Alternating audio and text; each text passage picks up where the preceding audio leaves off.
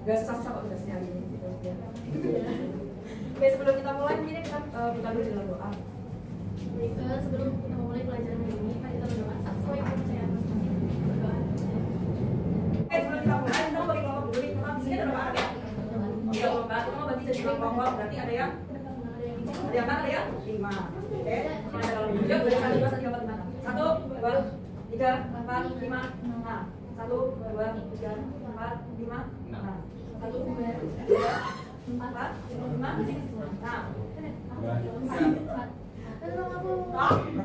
Nah, 4. Nah, Satu. Nomor berapa? 5. Oke, silakan yang nomor 1 duduk di sini. Nomor 2 di sini. Nomor 3. Dibagi. Nomor 5 di belakang.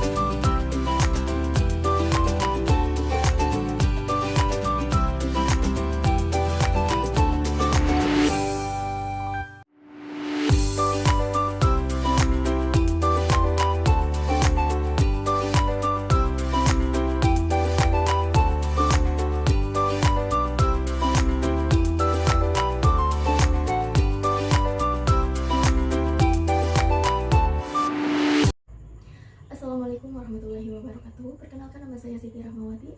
Di sini saya akan menjelaskan tentang asesmen unjuk kerja dan memaparkan hasil dari asesmen unjuk kerja di SMA 3 Semarang. Nah, asesmen unjuk kerja itu merupakan asesmen atau penilaian pengaplikasian pengetahuan siswa terhadap suatu kriteria dalam berbagai konteks dari kriteria yang sesuai. Nah, sehingga kami membebaskan siswa untuk memilih topik-topik survei atau topik-topik untuk pengerjaan dari pembelajaran matematika. Untuk materi pilihannya yaitu materi tentang statistika. Pada asesmen unjuk kerja ini kami lakukan dari tahap awal, inti, dan akhir pembelajaran.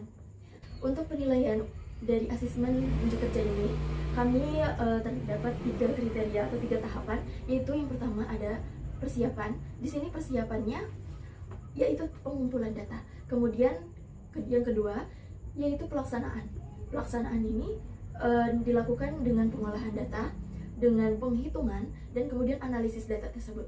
Kemudian untuk yang terakhir yaitu pelaporan. Untuk laporannya sendiri kami menugaskan anak-anak atau siswa untuk membuat mini vlog, karena untuk mini vlog sendiri banyak digandrungi anak muda zaman sekarang. Untuk itu kami menugaskan mereka dengan membuat mini vlog untuk tes komunikasi mereka. Yang kelompok yang pertama, mereka memilih topiknya yaitu tentang durasi waktu tempuh ke sekolah. Untuk durasi waktu tempuh ke sekolah, mereka mengambil data 20 orang siswa. Kemudian mereka mengambil data secara data tunggal, dan untuk waktu yang paling cepat itu 10 menit dan yang paling lama itu 40 menit. Nah, mereka sudah baik dalam memaparkannya dalam diagram. Kemudian mereka juga menghitungnya. Namun untuk perhitungannya mereka menggunakan data kelompok. Nah, akan tetapi cara mereka mengerjakan atau proses pengerjaannya itu sudah tepat dan sudah sangat baik. Kemudian untuk kelompok selanjutnya mereka memilih topiknya yaitu ukuran sepatu teman-temannya tentunya. Nah, untuk pengumpulan datanya mereka mengumpulkan data sebanyak 20 siswa.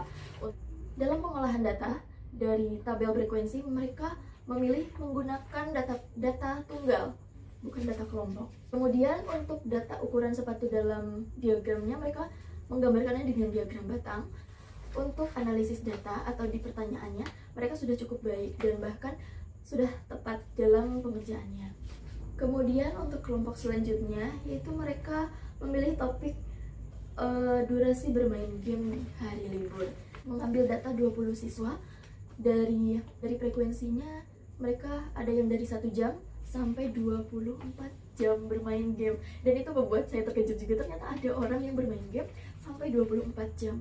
Sehingga ini menjadi perhatian besar, entah itu bagi guru ataupun bagi orang tua. Kemudian untuk penyajian data, di sini mereka menggunakan penyajian data dengan diagram batang. Tapi ada satu kekeliruan di frekuensi yang terakhir, itu mereka 2 orang tapi seperti 1 orang ya seperti sama. Untuk selanjutnya pada analisis data, mereka menghitungnya secara data tunggal, sedangkan mereka pada tabel frekuensinya mereka memakai data kelompok. Baik, kali ini saya akan menjelaskan beberapa hasil dari pekerjaan siswa yang sudah dilakukan. Yang pertama dari kelompok 5. Kita bisa melihat di deskripsi dari gambar bahwa kelompok 5 memilih topik survei yaitu tinggi badan siswa di kelas tersebut. Kita bisa lihat dari hasil pengumpulan datanya seperti pada gambar berikut.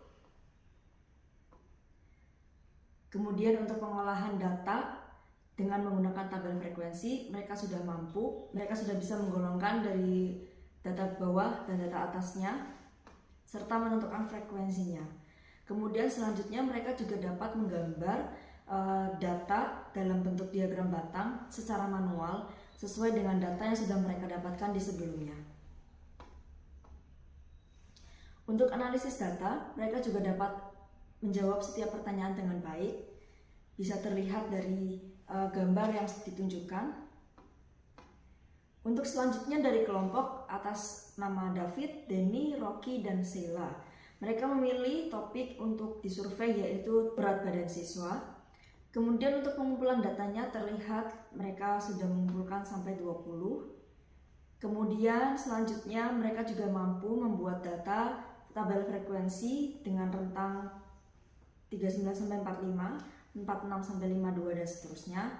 Mereka juga dapat menyajikan data diagram batang secara manual juga, namun hanya saja kurang untuk menambahkan judul seperti itu.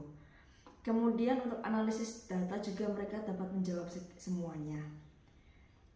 Selanjutnya ada dari kelompok Nadia, Najwa, Nur, Guntur, dan Raul. Mereka memilih topik untuk disurvei yaitu banyak uang jajan yang dihabiskan dalam sehari. Kalau kita lihat di sini, mereka dapat mengumpulkan 20 responden untuk menjawab pertanyaan mereka.